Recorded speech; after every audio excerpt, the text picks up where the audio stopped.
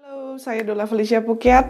Hari ini saya akan menerangkan bagaimana bernafas, khususnya Anda yang sedang hamil, untuk air ketuban yang jernih, dan untuk tali pusar dan ari-ari yang sehat bebas pengapuran.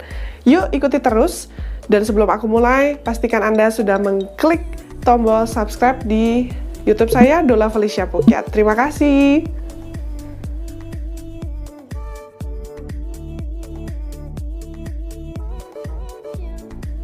Nah, sekarang saya akan membahas mengenai pernafasan. Jadi, kalau kita lihat dewasa ini ada banyak orang, bahkan dari kecil gitu ya. Jadi, analoginya gini, nafas yang salah tidak akan memberikan tidak akan memberikan kebaikan. Artinya gini, kalau nafasnya salah, berarti otot-otot juga tidak diberi nafas, artinya tidak memompa darah ke jantung dan ke seluruh tubuh. Kadang saya juga mengalami beberapa waktu dengan nafas yang salah ya. Nah, ketika nafas salah, biasanya itu akan memicu misalnya polip gitu ya. Jadi saya itu ada polip di hidung. Mungkin teman-teman pernah ngalamin atau kerabat atau keluarga yang setiap pagi itu pasti bersin-bersin gitu ya, dan baru akan nyaman hidungnya kalau sudah ketemu matahari atau kalau sudah di outdoor gitu. Apakah itu penyakit? Semacam alergi ya kata dokter. Jadi itu ceritanya panjang. Ntar di video yang lain akan saya ceritakan kenapa saya bisa sampai kena polip di hidung, atau bahkan mungkin ada yang kena sinusitis gitu ya. Nah, kita kembali lagi ke nafas. Banyak banget anak sekolah yang saya lihat, bahkan keluarga saya juga, dia bernafas seperti ini. Tolong Anda perhatikan dada saya gitu ya, kemudian cara saya bernafas. Ini cara bernafas yang salah ya, seperti ini.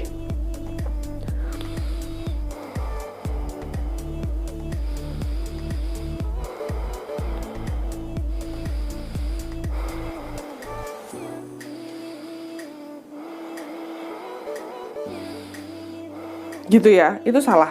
Dan itu sudah saya lihat banyak banget, bahkan dari saya sekolah, banyak teman yang nafasnya seperti itu. Jadi kalau Anda perhatikan, dada saya akan cenderung cepat banget naik dan turun. Jadi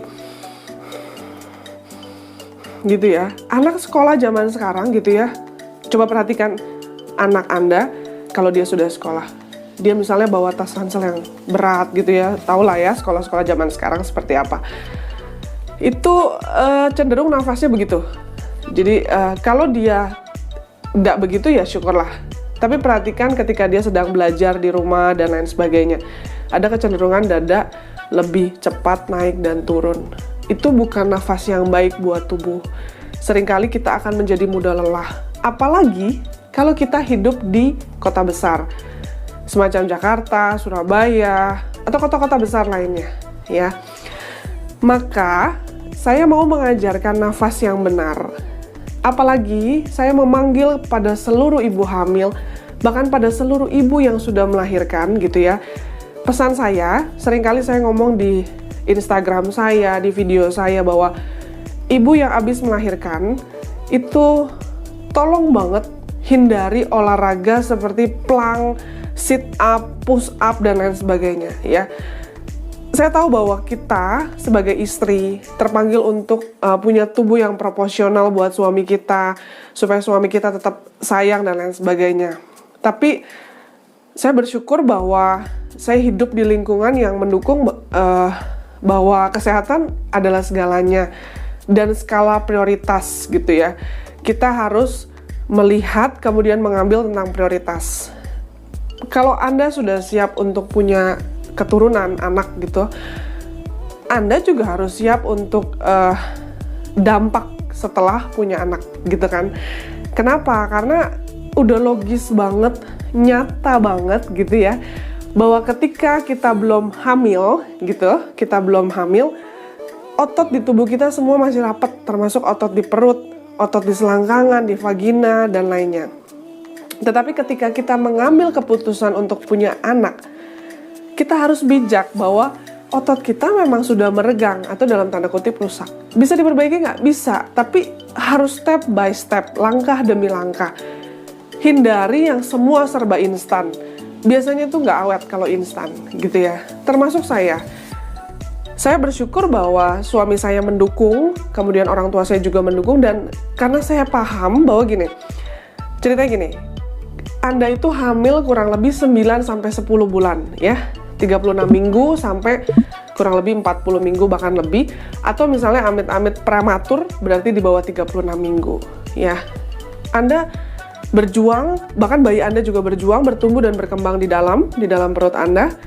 Terus tiba-tiba dalam waktu 2-3 bulan setelah melahirkan, Anda kembali langsing, entah bagaimana caranya kah, diet benar kah, atau program hidup benar ataupun salah gitu ya. Tapi menurut saya itu nggak logis, nggak make sense ya. Ada waktu, karena ada jeda waktu sebelum kita melahirkan, dia berkembang, termasuk otot kita, tubuh kita. Jadi kita juga butuh waktu sekian waktu yang semua orang berbeda untuk kembali lagi gitu. Tapi prioritasnya adalah makan yang sehat, pola hidup sehat gitu ya. Bahkan kadang saya juga sering banget salah, saya begadang, saya masih minum es, saya masih minum soda gitu ya. Kadang-kadang saya lupa untuk jemur matahari dan lain sebagainya. Tapi ayo kita, dalam video ini saya mengajak bahwa kita butuh proses ya, proses. Mudah-mudahan ketika tubuh kita kembali baik, aku nggak bilang kembali di awal ya, karena bagaimanapun 0,0001% Anda mau terima atau enggak, pasti tubuh itu sudah berubah. Dalam arti kata, kalau kita baru punya anak satu, berarti udah turun mesin satu gitu ya. Tapi dengan olah fisik kita pasti sehat gitu ya, jadi nggak loyo cuma karena turun mesin udah satu atau udah dua atau dan seterusnya ya. Maka dari itu Anda harus mendukung tubuh Anda lewat nafas. Kalau Anda mau air ketuban Anda bersih, ya minum air putih benar. Minum air kelapa boleh nggak Civel atau Buvel? Mitos. Aku nggak bisa meyakini, ya minum air kelapa dan lain sebagainya. Aku cuma bisa pesan adalah segala sesuatu yang terlalu itu nggak baik. Ya, aku minum air kelapa nggak? Iya. Jadi gini, Nicole aku jarang minum air kelapa, tapi Margaret iya, karena kebetulan hari itu aku di Bali. Bisa seminggu 2-3 kali aku minum air kelapa hijau. Syukurlah ketika usia kandungan memasuki 42 minggu lahir, bahkan dokternya, tenaga kesehatannya juga bilang gitu ya, kok air ketubannya nggak hijau gitu. Aku nggak rasa karena air kelapa sih, air putihku juga banyak ya, hampir 1,5 hari itu 1 galon loh ya. Tapi karena nafas, aku selalu belajar nafas pagi dan malam, bahkan setiap ketika aku harus ingat sih. Nah, balik lagi, kalau air kelapa hijau bisa bikin anak kita putih nggak, atau rambutnya tebel nggak? Logisnya gini, kalau memang keturunanmu rambutnya tebel, ya pasti tebel. Kalau putih, jadi gini, kalau Nicole kebetulan ikut papanya, tapi tetap anakku, dan aku selalu bilang dia istimewa gitu ya, sangat istimewa Nicole. Meskipun kulitnya eksotis, tapi terus terang puji Tuhan, astungkare, rahayu, haleluya, amin gitu ya, alhamdulillah, Nicole itu sehat banget. Ya, dia anak matahari banget, dia mobile banget, dia outdoor banget. Sementara Margaret gitu ya, aku kira karena misalnya karena air kelapa, tapi ternyata enggak. Ya karena mamanya kebetulan kulitku agak sedikit lebih terang, jadi dia ikut aku gitu. Nah, boleh minum air kelapa, tapi dijaga porsinya. Kalau berlebihan, itu bisa menyebabkan lemas. Percuma dong kita udah jaga kandungan, ketika kita mau lahir, lemes. Ya kan, sementara kita butuh tenaga, entah itu persalinan normal maupun persalinan dengan seksual cesarean, bener nggak? Ya kan? Nah, jadi setelah aku menjelaskan ini semua, aku berharap baik Anda paham nih, gitu ya. Nah, kalau udah paham, lihat ya nafasku. Banyak di media sosial, bahkan instruktur kah, pelatih kah, atau pendamping yoga hamil, prenatal yoga yang selalu bilang belly breathing, nafas perut gitu ya. belly breathing dan nafas perut. Satu bahasa Inggris, satu bahasa Indonesia. Oke. Iya, kayak apa sih gitu kan? Mungkin banyak tutorial yang sudah Anda lihat gitu ya. Pada intinya, nafas yang benar atau healthy breathing gitu ya. Waduh, bahasanya keren banget. Nafas yang benar, dan ini dipakai sebenarnya sudah sejak lama dari leluhur kita ya, leluhur kita di Nusantara, di Indonesia. Cuma mungkin tergerus dengan ilmu, pengetahuan dan lain sebagainya, modernisasi, sehingga belum lagi diajarkan secara turun-temurun. Maka sekarang saya mau Anda coba pahami, kemudian belajar mandiri di rumah. Nanti akan Anda nikmati rasanya. Biasanya saya akan latih ini ketika malam, ketemu dini hari setelah semua aktivitas selesai ya. Jadi gini, mau pegang perut juga boleh yang lagi hamil. Kalau udah mau, udah apa-apa, bisa taruh di di paha atas, dibuka telapak tangannya supaya chi energi positifnya muter. Atau kalau mau seperti ini, layaknya samadhi atau semedinya orang Jawa, silahkan. Atau apapun sesuai dengan budaya Anda. Atau sesuai dengan kenyamanan Anda. Ya, jadi saya akan kasih lihat seperti ini ya. Ketika ambil nafasnya dari hidung.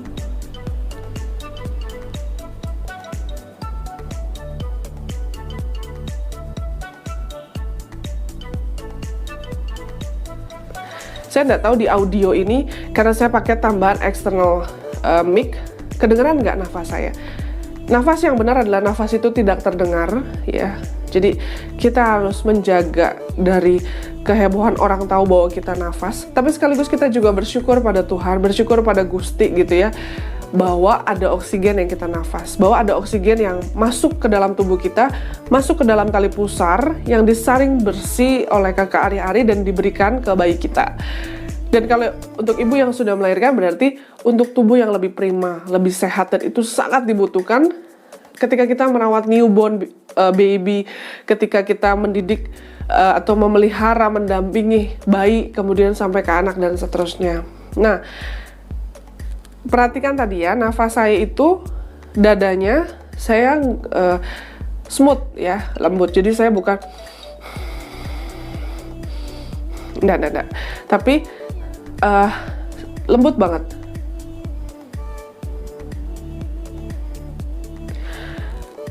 Dadanya itu dijaga, jangan sampai orang bisa lihat kalau dada Anda bergerak ya. Ambil nafas, keluar nafas dari hidung. Anda fokuskan satu titik pandangan Anda ke depan. Tapi Anda tidak melamun. Itu artinya Anda boleh mengedipkan mata. Kalau Anda sudah rasa nyaman, nyantai, rileks, nah, Anda baru pejamkan mata, kemudian latihan belly breathing, nafas sehat yang tadi. Ya, ayo latihan di rumah. Latihan bukan hanya untuk tubuhmu, tapi juga untuk bayimu, untuk kehidupanmu. Karena kamu dan saya dan papanya anak-anak juga keluarga, khususnya kita ya, kita harus sehat untuk mendampingi anak-anak kita sampai besar. Nah, sekian video dari saya. Nantikan video-video lain yang pasti saya bagikan untuk membantu, mendukung, menemani Anda, untuk para ibu hamil, juga ibu yang sudah melahirkan, biasa saya katakan ibu nifas atau postpartum atau 4th trimester. Dan saya senang banget kalau Anda bisa memfollow saya, memfollow kami di Instagram @griaibusehat. Atau Anda bisa lihat di description box nomor handphone kami kalau Anda mau ikut privat prenatal yoga atau hypnobirthing atau kelas ibu-ibu lainnya. Terima kasih ya. Saya Dola Felicia Pukyat. Kita bertemu lagi di video berikutnya. Terima kasih.